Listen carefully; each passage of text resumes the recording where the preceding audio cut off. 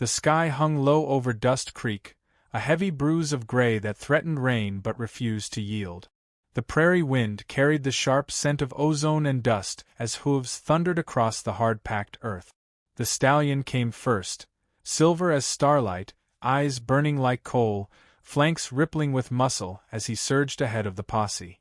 Behind him, a dozen wranglers gave chase, their shouts lost in the storm-bent wind. Ropes flew, hooves skidded. One man was thrown from his saddle and hit the ground with a thud that echoed off the hills. The stallion never looked back.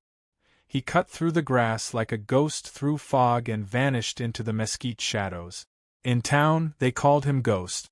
Not for his color, though he shimmered like a spirit in the moonlight, but for how he came and went, unseen, untouchable. He'd broken into 3 ranches in a month, trampled fences, scattered herds, and vanished before dawn like he'd never been there. One man swore the stallion looked him dead in the eyes before leaping a 6-foot gate. The others laughed, but nervously. Now, his face was pinned to every barn wall and tavern post in town. A crudely drawn sketch beneath the headline, Reward, $500.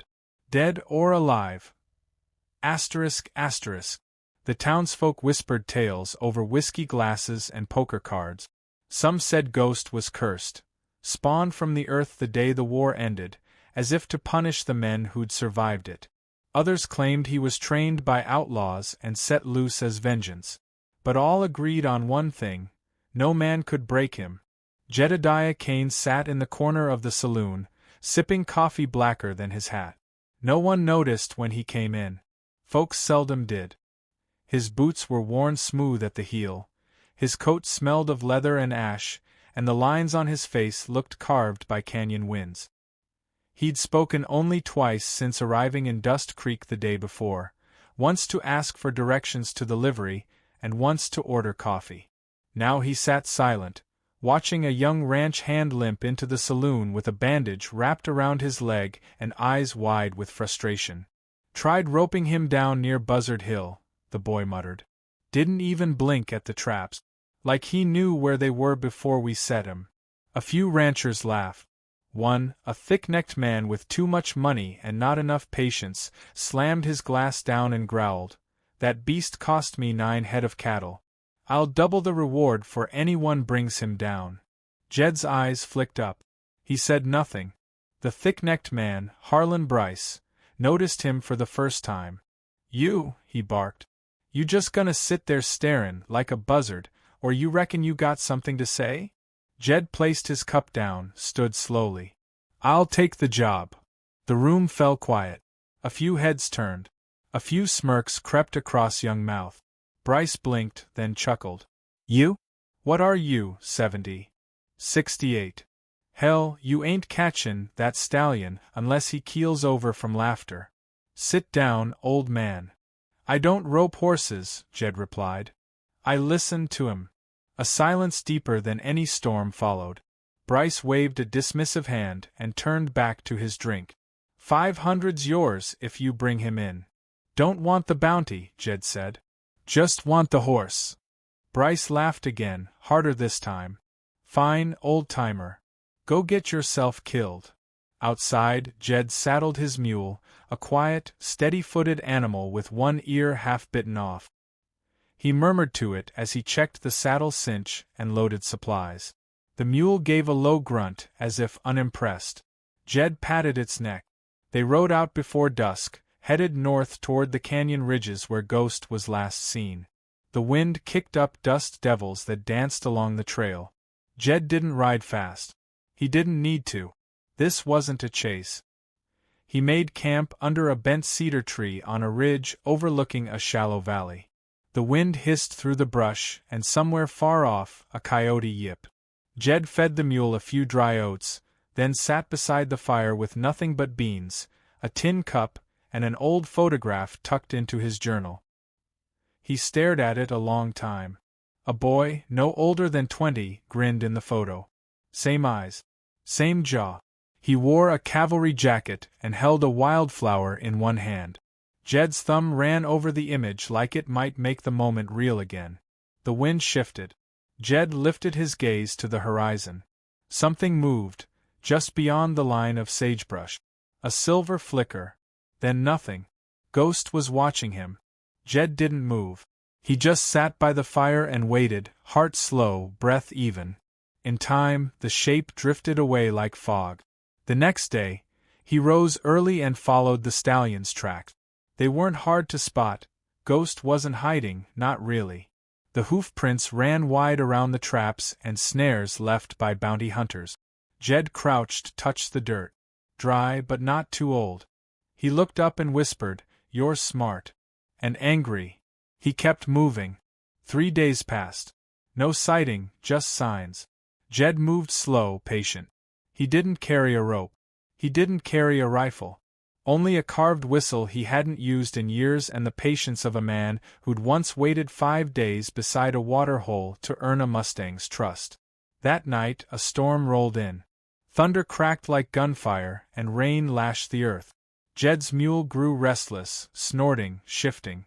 The wind carried a new scent, danger. Out of the dark, something lunged.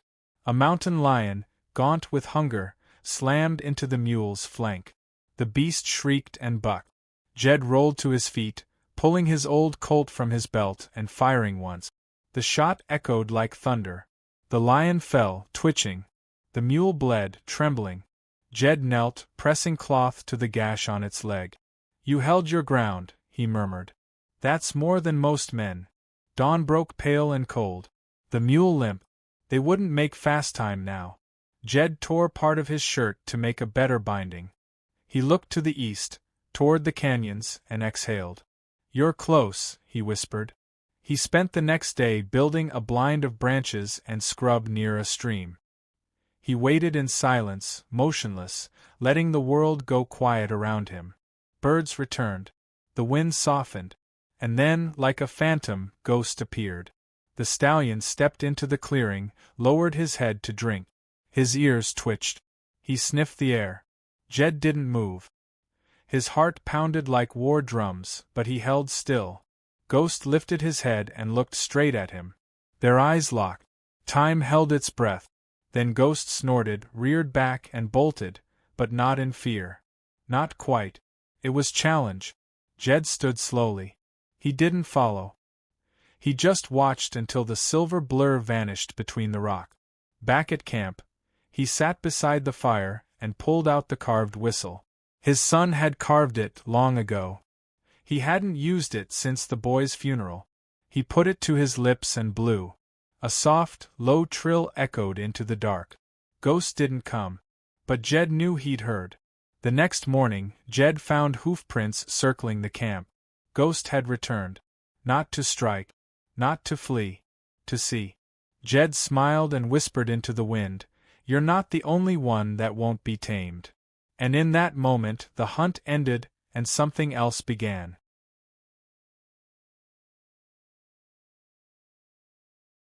Ghost returned at dawn. Jed sat by the ashes of last night's fire, sipping from a dented tin cup. His mule lay nearby, leg wrapped tight, breathing slow but steady. Across the clearing, framed in the morning mist, stood the stallion, unmoving, silent, his silver coat catching light like forged steel. Jed didn't rise. He offered no rope, no lasso, no sudden gestures. Only calm. Ghost snorted, pawed the ground once, and turned. But he didn't bolt. He walked, slow, deliberate, into the trees. It wasn't surrender. It was invitation. Jed rose, slung his pack over one shoulder, and followed. The trail wound through cottonwoods and jagged stone. At times, Jed lost sight of the horse completely. But always there were signs.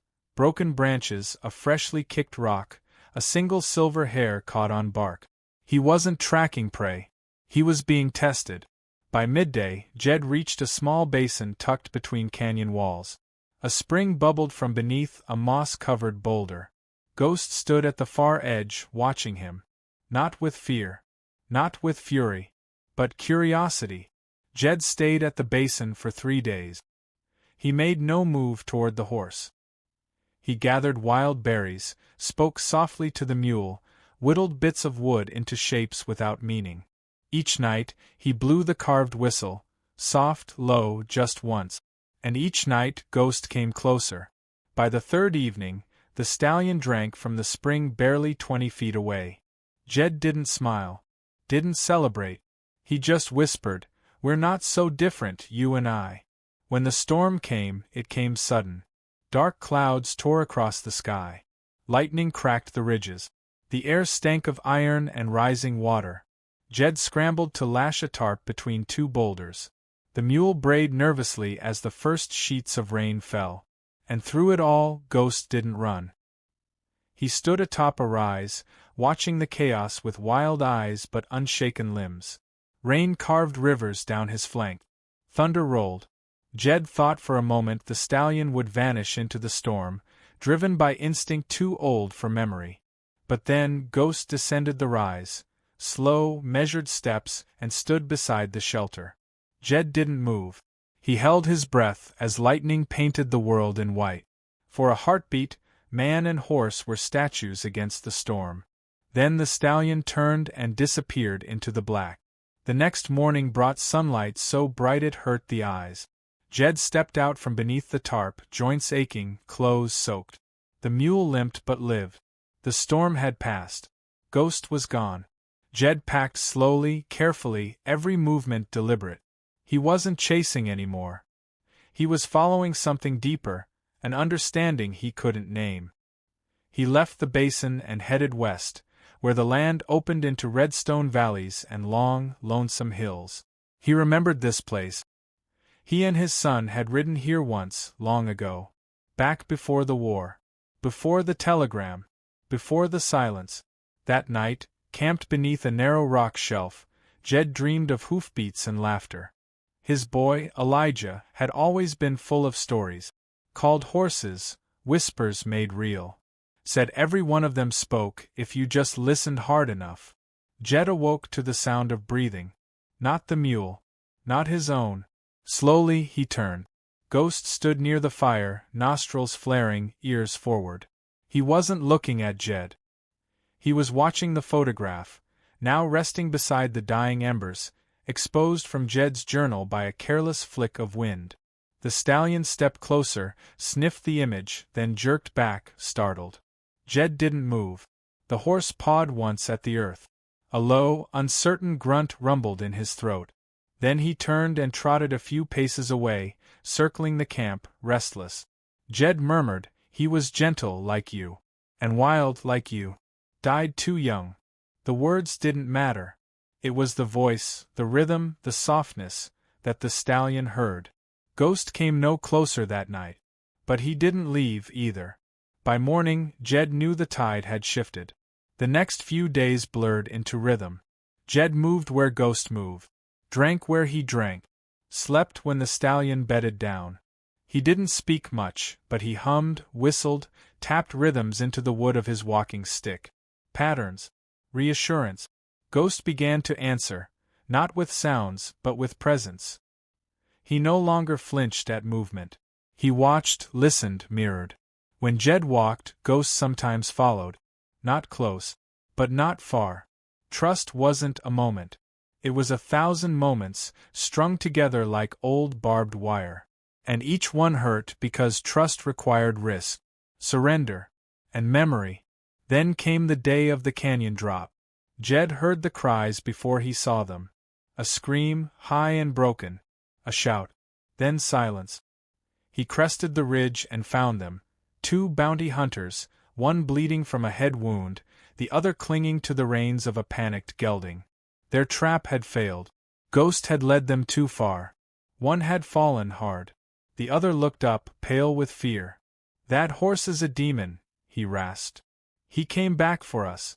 Circled round like he knew. Jed didn't answer. Ghost stood at the far end of the canyon floor, untouched, unmarred, flame-eyed and still. Jed helped bind the wounded man's head, then pointed down trail. "There's a spring a half-day east. Ride careful." They left, muttering. Jed stayed. Ghost approached slowly, cautiously, but without fear. He stopped just short of Jed's hand. Jed reached into his coat and withdrew a soft length of rawhide, No knots, no metal, just leather smooth with age. He offered it palm up, no pressure, no threat. Ghost sniffed it. Then, without flinch or fuss, he lowered his head. Jed looped the rawhide gently around the stallion's neck. No resistance. No rebellion. But Jed didn't pull. He let it rest there, loose and light, a symbol more than a tether.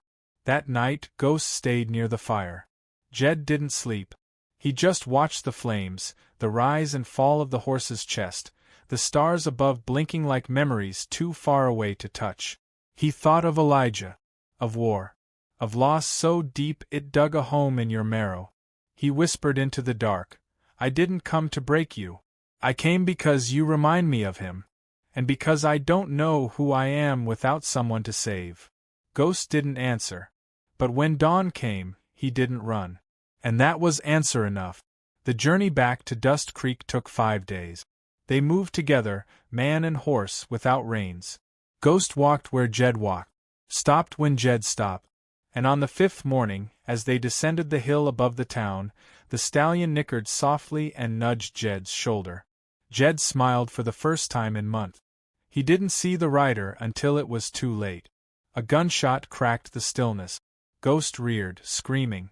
Jed turned, shouted, No! A second shot rang out. Ghost bolted. Jed spun, eyes burning. The shooter, a bounty hunter, one of Bryce's men, lowered his rifle, pale with realization. I didn't know, he moved, I thought he was charging. Jed didn't speak. He just ran. Toward the dust. Toward the trees. Toward the place where Ghost had vanished. Again. ChatGPT said. Jed ran with fire in his lungs and fury in his bones. The sound of the rifle still echoed in his ears, cruel and hollow. His boots tore through brush, his breath ragged as he dove headlong into the trees, each step screaming one name, Ghost. Blood. It streaked the undergrowth, bright and wet, trailing a broken path into the thickets. Jed followed it like a prayer, heart pounding, vision blurring. The stallion had been hit. There was no doubt. But how bad, how deep, he didn't know. Branches clawed his coat, his hat was gone, but he didn't stop. Every broken twig, every crushed leaf, fed his panic. Not again. Not like Elijah. Jed had lost enough to the wilderness. He wouldn't lose this too. Then, movement. A flash of silver ahead, weaving between the trees like smoke. The stallion stumbled, paused, then vanished behind a rock outcrop. Jed pressed forward, adrenaline dulling the pain in his knees. He reached the clearing moments later, and froze. Ghost stood there, breathing hard, one leg buckling slightly beneath him. Blood soaked his left flank, trickling down in rivulet.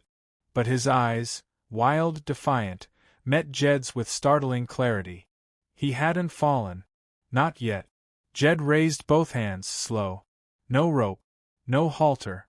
Just presence. Easy now, he whispered, his voice breaking. I'm here. I got you. Ghost didn't bolt. He lowered his head, flanks heaving, but stayed rooted to the earth. Jed stepped closer, inch by inch, until he could see the wound, a deep graze, high on the shoulder. Painful, yes. Fatal, no. Jed dropped to his knees, trembling. He fished into his pack, hands fumbling for the salve, the linen strips, the boiled needle. Looks worse than it is, he muttered. Had a wound like this once. Took a bayonet in the shoulder. Damn thing burned for weeks. Ghost snorted, ears twitching. He didn't flinch as Jed pressed the cloth to the wound, didn't buck when the salve touched raw flesh. Only the tremble of his muscles gave him away. The stallion endured it all in silence. Jed worked methodically, binding the shoulder with the last of his clean wrappings. His fingers moved on memory. Years of tending soldiers in mud, dust, and snow had taught him more about stitching skin than any doctor ever could. When it was done, he leaned back, exhaling hard. You're lucky, boy. Bullet missed anything vital. You'll run again. Ghost blinked slowly. Then, without sound, he lowered his head and pressed his nose gently to Jed's shoulder. Just for a moment. Then it was gone. But Jed sat still, as if struck. He didn't speak. just nodded once, eyes shining with something he hadn't let surface in years. They spent the night in that clearing. Jed built a small fire, not for warmth, but light. Ghost dozed nearby, legs tucked beneath him. Jed sat with his back against a tree, staring at the flames. His body ached, but his heart, somehow, felt lighter. The morning came cold and brittle. Jed woke to find Ghost standing, favoring his leg, but alert. The wound held. The bleeding had stopped. Jed rose, dusted off his coat, and looked toward the ridge. Dust Creek waited beyond it. So did questions. And maybe trouble. You don't have to come, he said. But I've got business to finish. Ghost didn't move. Jed turned and walked. The sound of hoofbeats followed seconds later. They reached the outskirts by midday. Dust Creek hadn't changed. Same cracked storefronts. Same creaking signs. Same eyes watching from behind curtains. But this time, Jed didn't lower his head. He walked tall. And beside him, Ghost. No saddle. No halter. Just trust. They made it halfway through the town before someone shouted. There. That's the one Bryce's boys were hunting. Men spilled into the street. 2 with rifles. 1 with a rope. Jed raised his hands. Don't be stupid. The horse is not yours. Never was. He's wild, 1 barked. Property of the territory. You interfering's a crime, old man. Jed stepped between them and Ghost. You want to shoot him? You'll have to shoot me first. A murmur rippled through the gathered crowd. Not everyone there was on Bryce's payroll. Some had seen the Stallion run. Others remembered Jed's years as sheriff before the war. You're not laying hands on this horse, Jed said, his voice clear and hard. He's not a thing to be owned. He chose me. Silence. Then, that's enough. From the saloon steps came a slow, measured tread. A tall figure in a dark coat, silver star pinned to his chest. New sheriff. He looked Jed up and down, then glanced at the Stallion, who stood calm, unflinching beside the old man. You're the one who brought him in, he asked. Jed nodded. Not to be sold. Not to be tamed. Just seen. The sheriff looked around. The rifles lowered. The rope fell to the ground. He stepped closer, not toward Ghost, but toward Jed. You got a name? Jed McAllister. The name hung heavy. Recognition flickered across the sheriff's face. Not respect. Reverence. Jed had worn that star once. Carried this town through fire and famine. They hadn't forgotten. The sheriff extended a hand. Glad to see you back. Jed took it, then turned and walked. The crowd parted. Ghost followed, head high. They left the town behind. The next days were quiet. Jed didn't return to his cabin. He rode west, deeper into the wilderness, where the land still whispered truths and rivers ran unshackled. Ghost trotted beside him, leg healing, stride strong again. They stopped on a ridge at dusk, the sun bleeding gold across the sky. Below them, the valley stretched wild and empty. Jed knelt and placed something in the grass, a small carving. A horse, rough-hewn from driftwood, the same one Elijah had once made for him. He buried it there, not to forget, but to let go. Ghost nickered, gentle. Jed stood, and for the first time in years, his shoulders straightened without effort. He didn't speak. Didn't need to. The past no longer chased him. The wild no longer haunted him. He was part of it now, just like Ghost. And together they turned toward the open land. As if they had always belonged. As if they had never been broken. Sure. Here's section 4 of your cinematic, dramatic frontier script, exactly 1,200 words. The wind came first, sharp and dry, curling through the pine like the hiss of 1,000 whispers. Then the smoke. A faint haze at first, creeping low across the forest floor, clinging to bark and bramble. Jed lifted his head and sniffed the air. Something wasn't right. Ghost stood alert beside him, ears pinned forward, muscles taut. The Stallion pawed the ground, uneasy, and Jed felt it too, a shift in the rhythm of the wild. They were no longer alone. By the time they reached the overlook, the horizon had turned a sickly orange. Thin strands of fire licked along the distant tree line, fanned by the gusting wind. Jed narrowed his eyes. Brush fire, he muttered, more to himself than to Ghost. And it's running fast. Below, the valley where they had spent the last week, peaceful, green, untouched, now lay in the fire's path. Jed stared down at the ridge where he'd buried Elijah's carving. A knot formed in his throat. They had two choices. Ride hard west, away from the blaze, or circle south and try to drive the wild herd out. He'd seen their tracks earlier that morning. Ghost wasn't the only free soul in these hills. Jed looked at the stallion. "We can leave him," he said quietly. "Ain't our burden.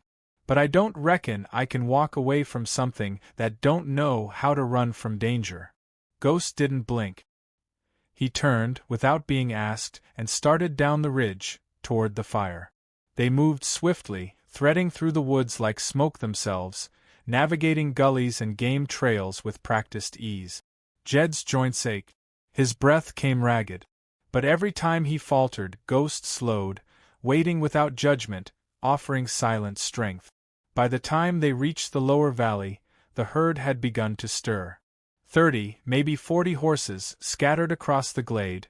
Mares, foals, 1 or 2 burly stallions who'd buck and rear at Ghost's approach.